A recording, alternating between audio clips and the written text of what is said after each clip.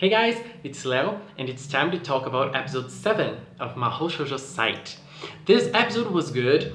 It had, for me, it was the best episode concerning animation. I think it was the prettiest episode. I mean, we've had, so far, we've had 6 episodes of bad animation, but this one was actually a little bit better. The drawings were prettier, and I enjoyed it a little bit more than the other ones when it comes to the animation, to the art itself.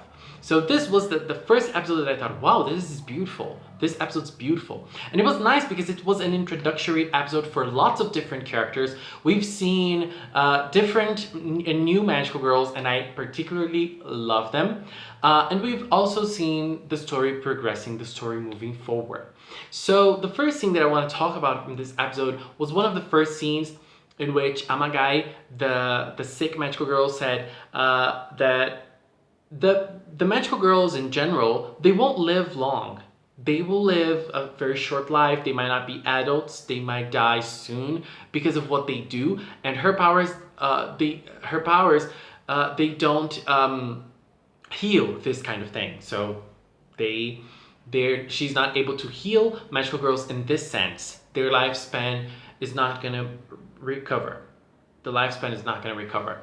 And so, because of that, we had a very heartwarming scene between Tsuyuno and Aya. Both of them were laying in Aya's bed. They were sleeping together.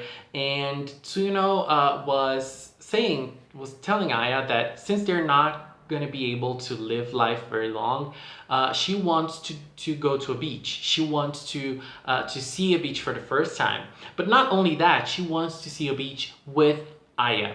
And when she said that, Aya got a little shocked. She was so surprised, and she was like, she couldn't believe it. And it's interesting because it's all part of Aya's and Tsuyuno's characters and their relationship and their development. It's nice because so far in the series, I mean, before meeting Tsuyuno, we learned that Aya was a very lonely person, and she was totally alone in the world. I mean, she has an abusive brother. She didn't have friends at school, and we know from what we've seen that she didn't have friends outside school either. And her parents, they seem to be very they don't seem to be present in Aya's life. I mean, they live together, but that's it. I mean, they don't really seem to care about her or to really pay attention to what's been going on with her.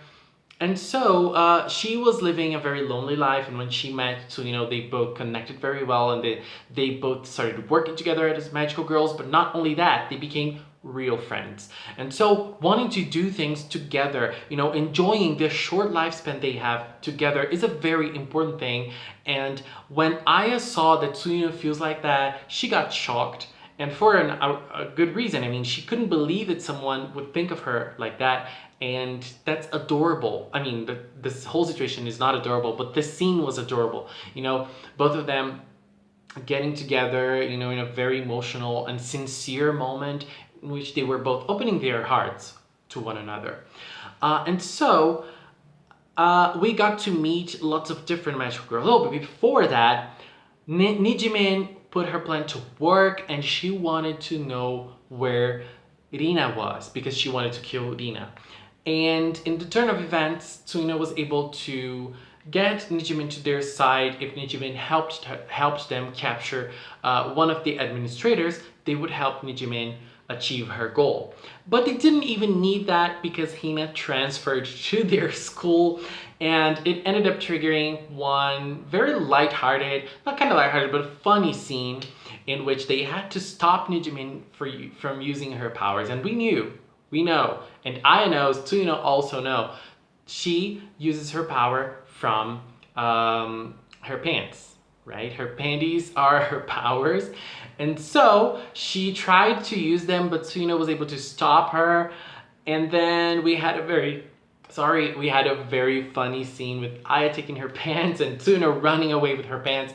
And it ended up becoming nice. And even though I do understand Nijimin completely in this situation, I think that she must think of the whole scenario, because she is risking her life, and Tempest is coming, and she should think about that and how to stop that, and I don't know how I would feel coming together with the killer of my best friend. I don't know. I think that I agree with Nijimin on that, but I think that I don't know. I don't know. I'm getting confused right now.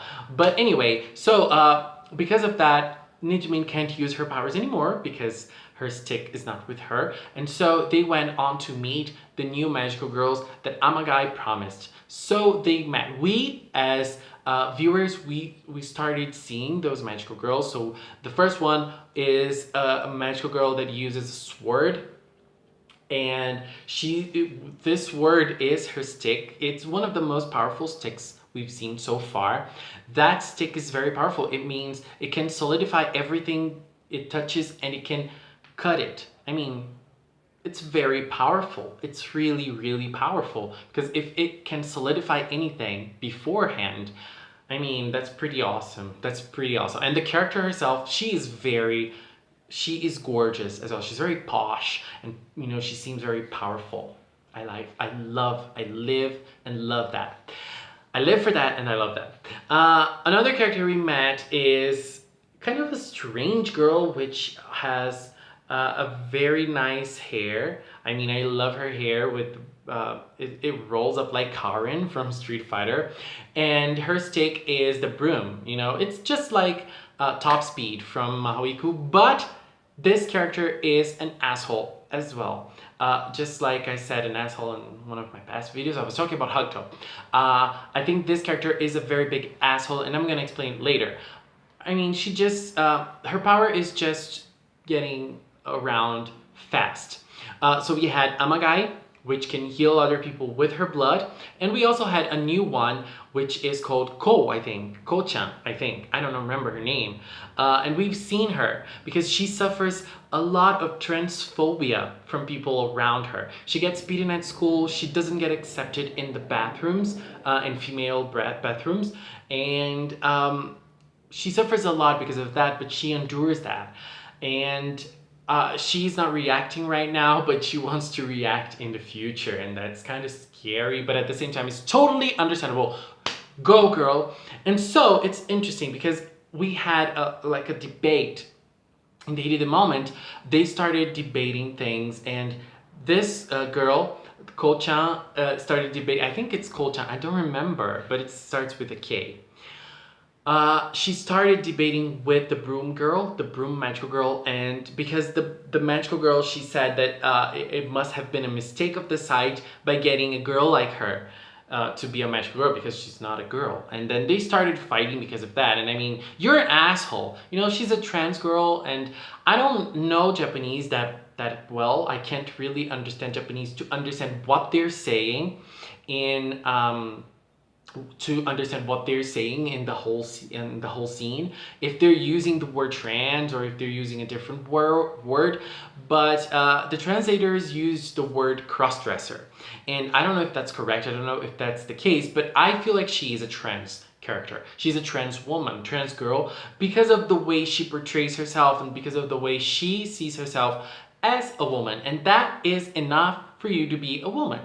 And the website also was able to recognize that, and that was very nice.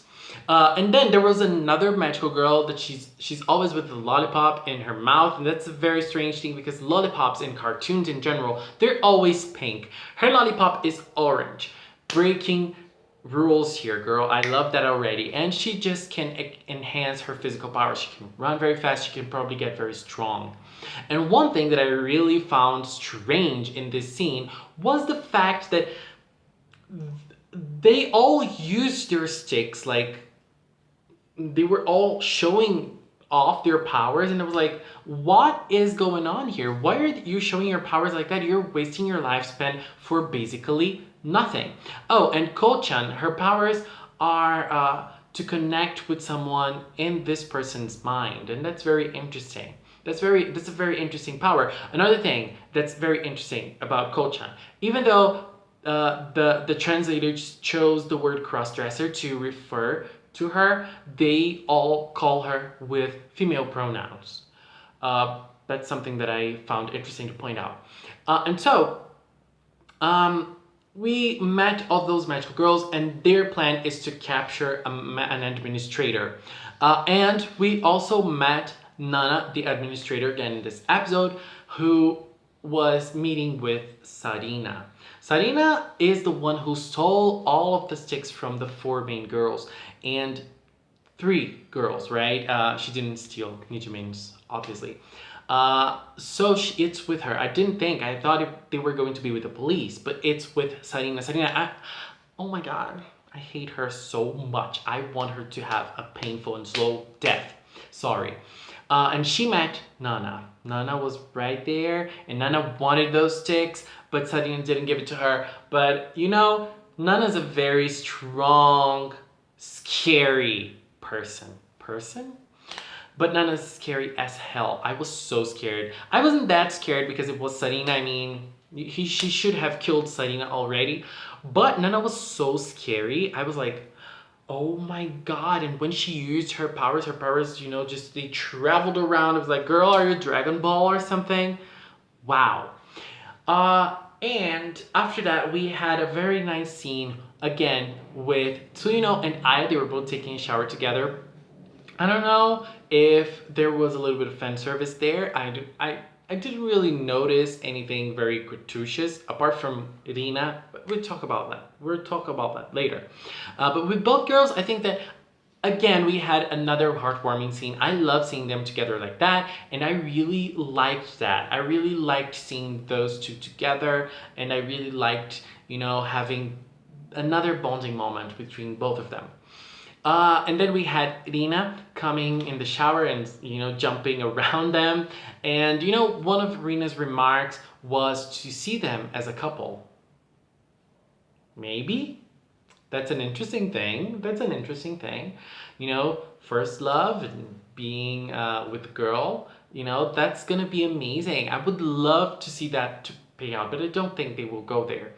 But I think that the indirect... There are lots of indirect hints here and there in this episode that show this.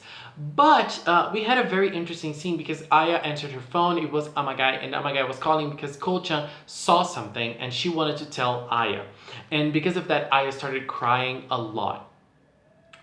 Well, what can I say about this? I have no idea what she was told to be sad like this. But I think it's because of Tsuyuno. It's something about Tsuyuno. Ko-chan is able to get into people's minds and to, you know, read and I probably see what they're thinking. And she touched Tsuyuno in this episode and she was like, oh, there's something here. And she probably saw something concerning Aya. Maybe Tsuyuno wants to sacrifice herself. Like, this is like her motto, to sacrifice herself at the end, and so that Aya can be saved. And Aya started crying. And this is my theory. Aya's crying because Ko-chan told her something about Tsuyuno wanting to sacrifice herself. That's what I think. But I don't know. Maybe it can be something related to Aya herself. Maybe Aya's gonna die soon. Or maybe Tsuyuno's gonna die soon. I don't know. But my biggest theory is that Tsuyuno wants to sacrifice herself to see what happens. I don't know, but I am very anxious for the next episode. I have talked a lot. There's so much to talk about, and I'm so sorry about it. I even want to read the manga now because I can't wait, but I'm gonna wait. I'm gonna hold on so that I can have this, you know, those butterflies in my stomach every Friday with a new MAHOU SHOUJO site. Oh my god. MAHOU SHOUJO site episode, because MAHOU SHOUJO site is being amazing. Apart from its flaws, it's being gorgeous. I'm really hooked into the stories and into the characters. Sarina, I hope you die. Aya's brother, I hope you die. Guys, thank you so much for watching, and until next time, bye bye!